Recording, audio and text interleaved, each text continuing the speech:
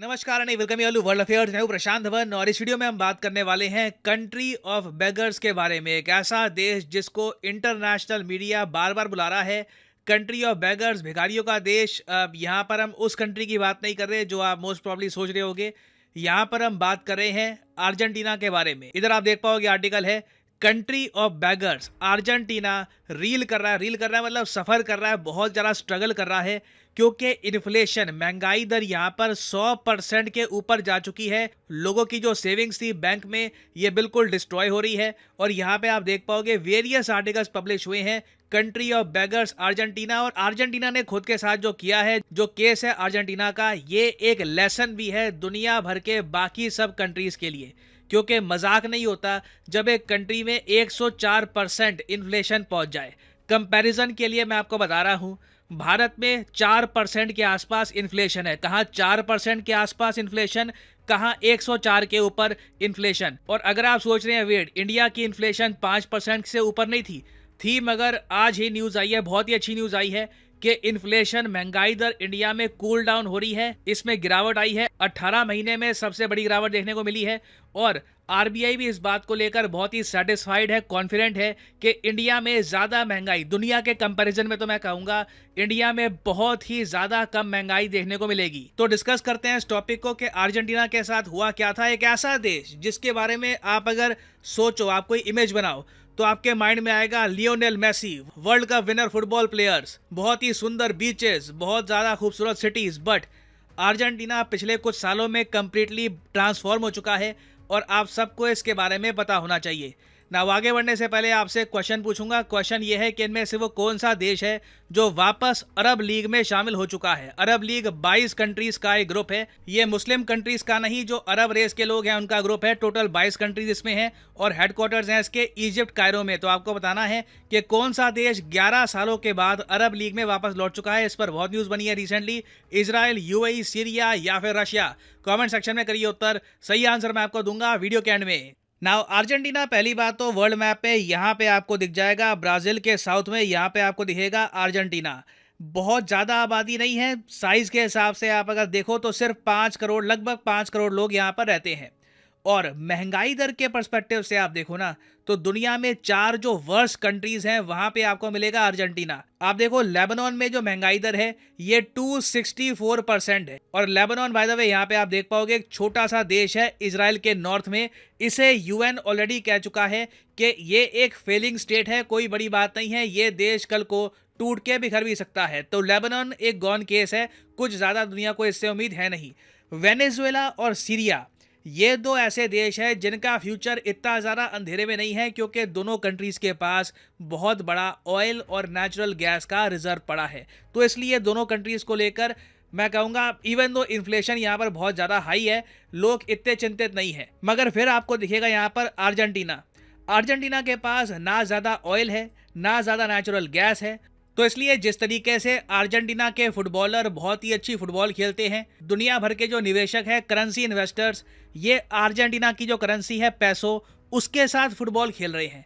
और लिटरली मैं कहूँगा अर्जेंटीना की करेंसी फुटबॉल बन के ही रह गई है। क्योंकि जब महंगाई दर आपके देश में 100% के ऊपर हो, मतलब क्या, मान के चल लीजिए किसी ने अगर अपने बैंक अकाउंट में अर्जेंटीना पैसों में 1 करोड़ रुपीस के आसपास रखे थे, इक्विवेलेंट रखे थे, तो कुछ ही सालों में इसी महंगाई दर के हिसाब से इंटरनेशनली उस पैसे की कीमत, उस मनी की कीमत सिर्फ 30-40 लाख के आसपास रह जाएगी। और इसलिए आपने देखा होगा अर्जेंटीना में एक फुल करेंसी कोलैप्स देखने को मिल रहा है। और बाय द वे, ये आपके सामने एक फोटो है अर्जेंटीना की। हो सकता है कि आप में से कुछ लोग इनिशियली ये फोटो देखें, कहें कि कुछ लग रहा है कि इंडिया का कुछ बहुत ज़्यादा अंडर डेवलप्ड एरिया हो, कोई स्लम का एरिया हो। दिल्ली, मुंबई में भी आपको ऐसे इलाके मिल जाएंगे, मगर ये अर्जेंटीना की कैपिटल है, ब्यूनोस एरीस। और याद रखिएगा, इंडिया में ओवर पॉपुलेशन एक बहुत ही बड़ा इशू है। इस वजह से काफ़ी जगह आपको स्लम्स भी दिखेंगी। अर्जेंटीना में ओवर पॉपुलेशन नहीं है, मगर तब भी इनकी कैपिटल में ऐसे घर आम आपको मिलेंगे। और तो और अर्जेंटीना के जो बहुत सारे एयरपोर्ट हैं, वहाँ पे पहली बात तो टूरिज्म इतना कम हो गया है, बिजनेस एक्टिविटी इतनी कम है कि इन्होंने बहुत सारे अपने एयरपोर्ट्स को होमलेस शेल्टर में बना दिया है। कई इनके बुजुर्ग लोग हैं, होमलेस लोग हैं, ना घर है ना काम है। जो पैसा सेव कर रखा था उसकी वैल्यू कुछ बची नहीं। मार्केट में जाओ तो हर चीज़ के दाम बिल्कुल आसमान छू रहे हैं। तो इनके लिए आज के समय जो पब्लिक इंफ्रास्ट्रक्चर है, बस स्टॉप हो गया, रेलवे स्टेशन है, एयरपोर्ट है, वहाँ पर होमलेस लोगों को रखा जा रहा है। और ऑब्वियसली ऐसे टाइम में जो चाइल्ड पॉवर्टी है, गरीबी है, ये भी लगातार बढ़ती रहेगी। और अभी देखो अर्जेंटीना में स्थिति और ज़रा खराब होगी, क्योंकि अभी मैं आपको अगर बताऊं एज ऑफ नाउ इनकी जो करेंसी है अर्जेंटाइन पैसो, इसकी वैल्यू कुछ हद तक पाकिस्तानी रुपये के आसपास हो गई है। जैसे एक पाकिस्तानी रुपये रफली आप कह सकते हैं 2.8 या फिर 3 पाकिस्तानी रुपये के आसपास आपको मिल जाएगा। उसी तरीके से अर्जेंटीना भी धीरे धीरे उसी रास्ते पे जा रहा है। बहुत ही जल्द एक इंडियन रुपये के बदले 3 अर्जेंटीना के पैसों मिलेंगे। इसको डॉलर के हिसाब से आप अगर देखो तो एक यूएस डॉलर के इक्विवेलेंट है 229 अर्जेंटीनाइन पैसो। और अभी तो देखिए इनकी करेंसी की असली पिटाई होनी बाकी है।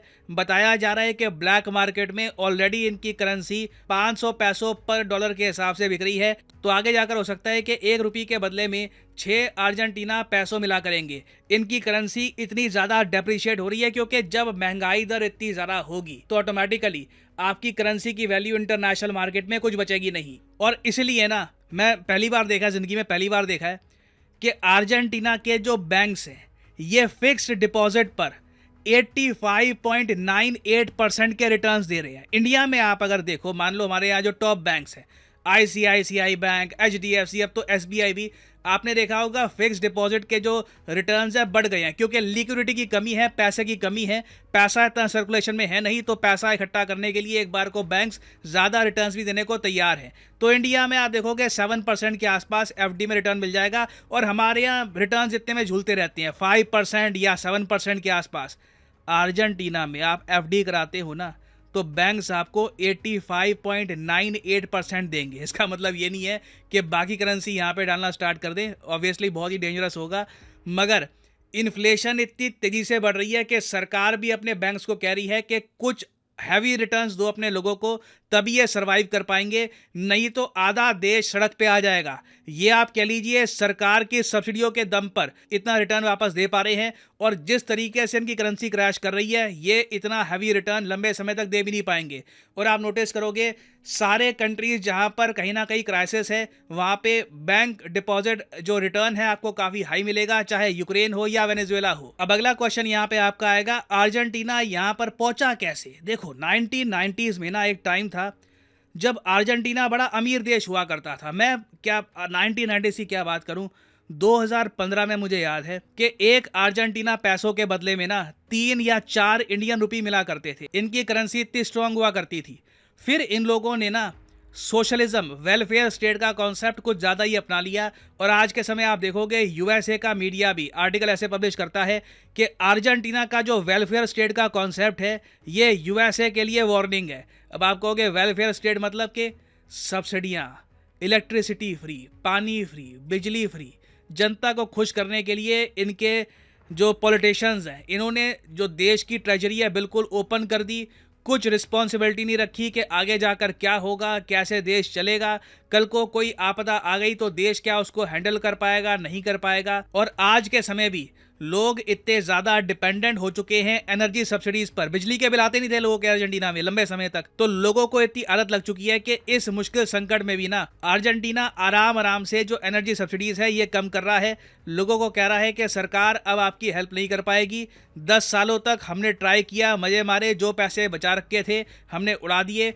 अब जो अर्थव्यवस्था है डिस्ट्रॉय हो चुकी है, इन्फ्लेशन स्काई हाई है, जो पैसा था हमारा उसकी कोई वैल्यू बची नहीं है। अब वापस रीबिल्ड करने का टाइम आ चुका है। अब आपदा से मेरा क्या मतलब है, देखो पहले तो इन्होंने आंख बंद करके पैसे उड़ाए इनके नेताओं ने वोट्स के लिए कि जी आपको फ्री ये दे देंगे, फ्री कॉलेज, फ्री ये सब। मगर बाद में जब प्रॉब्लम्स आई, पहली तो कोविड-19, उसकी वजह से अर्जेंटीना का जो टूरिज्म है काफ़ी कम हो गया। उसके अलावा अर्जेंटीना में रिसेंटली ना सूखा पड़ गया है और सूखा ऐसा पड़ा है कि पिछले 60 सालों में ना ऐसा इनका डेवस्टेटिंग हार्वेस्ट कभी नहीं हुआ। किसान सफ़र कर रहे हैं, किसानों के पास खुद कुछ खाने को नहीं है। अर्जेंटीना बाहर के देशों से अनाज परचेज कर रहा है अपनी आबादी को जिंदा रखने के लिए।